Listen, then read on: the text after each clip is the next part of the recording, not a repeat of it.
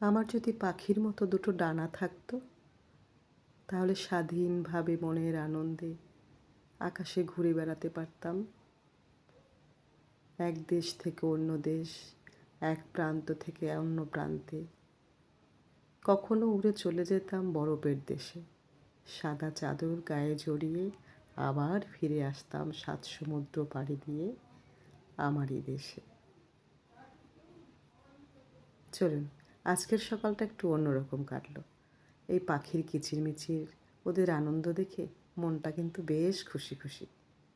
আর এই গ্রোসারি থেকে আমার মাসকাবাড়ি এসেছে, ছেলের কিছু ড্রিঙ্কস আর আমার এই মিউনিস, চিজ, টমেটো সস, নিত্য প্রয়োজনীয় যেগুলো জিনিস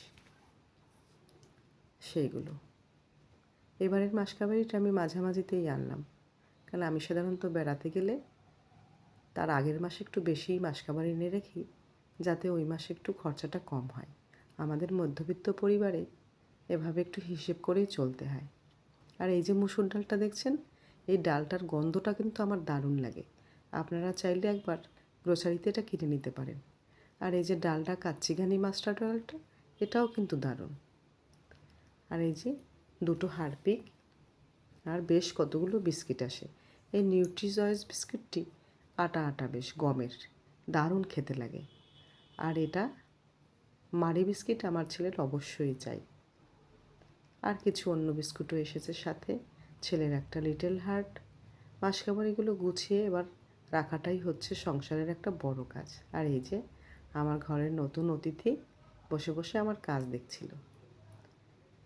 এবার মাসকাবাড়ি এলে মুছে পরিষ্কার করে গুছিয়ে রাখাটা সত্যিই বড় হ্যাপা। সব কিছু গুছিয়ে তারপর চলে যাব আমি রান্নাঘরে। আজ করব কাঁচকলা ভাজা। নুন, হলুদ আর সামান্য একটু চিনি দিয়ে ভালো করে মেখে রেখে দেবো 15 মিনিট মতো। তারপরে তেলে ভেজে নেব আর গরম গরম ভাতে খেয়ে নেব। তা আমার ব্লগটি আজকে কেমন লাগলো জানাবেন, পাশে থাকবেন, ভালো থাকুন, সুস্থ থাকুন।